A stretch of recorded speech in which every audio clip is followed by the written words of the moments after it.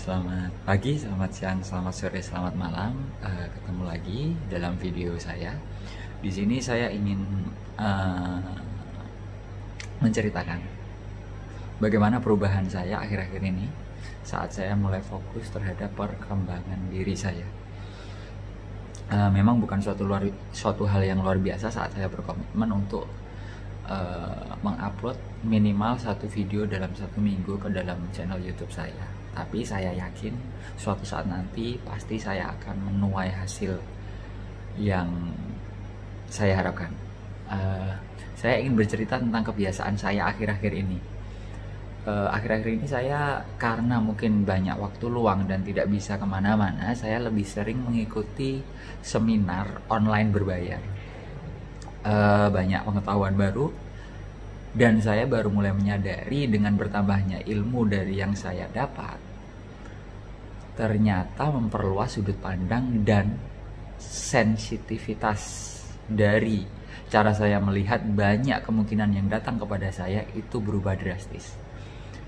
Jadi sebelumnya saya tidak pernah membayangkan hal-hal yang tidak pernah saya ketahui sebelumnya.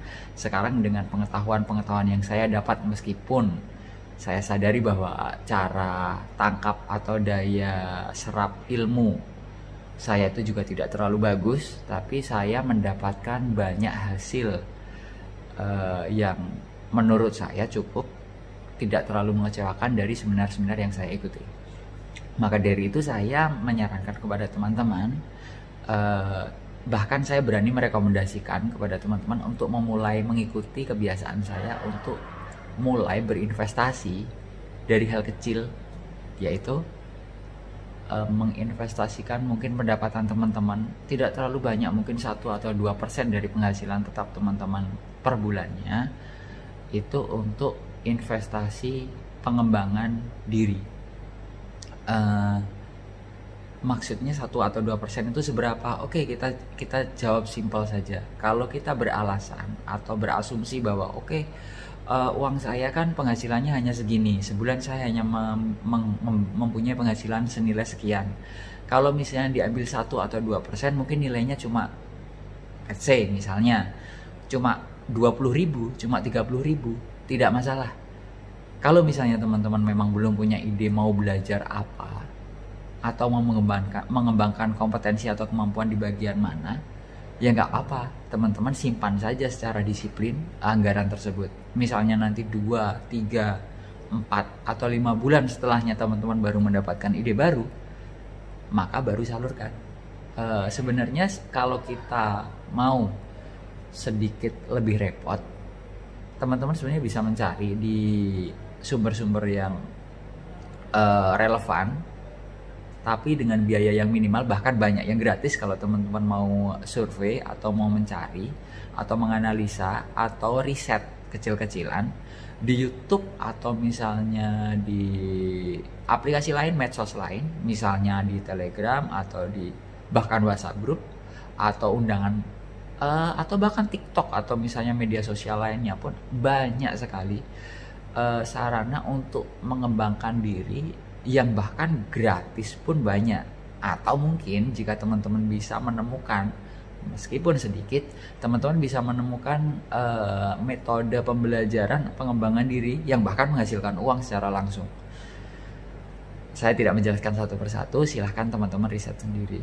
Yang ingin saya fokuskan adalah banyak orang mungkin terlalu pelit mengeluarkan uangnya atau bermodal untuk mengembangkan diri, beranggapan bahwa ilmu kan gratis, ilmu kan bisa didapat secara cuma-cuma dari orang yang kita kenal, atau misalnya dari kenalan kita, dari sobat, relasi dan semacamnya. Tapi satu yang perlu kita ingat bahwa banyak orang beranggapan jika Anda cukup baik dalam satu hal, maka jangan mau memberikannya secara gratis. Jadi di luar sana banyak sekali ahli yang tahu cara lebih cepat, lebih efektif, lebih efisien, dan lebih singkat waktu pembelajarannya.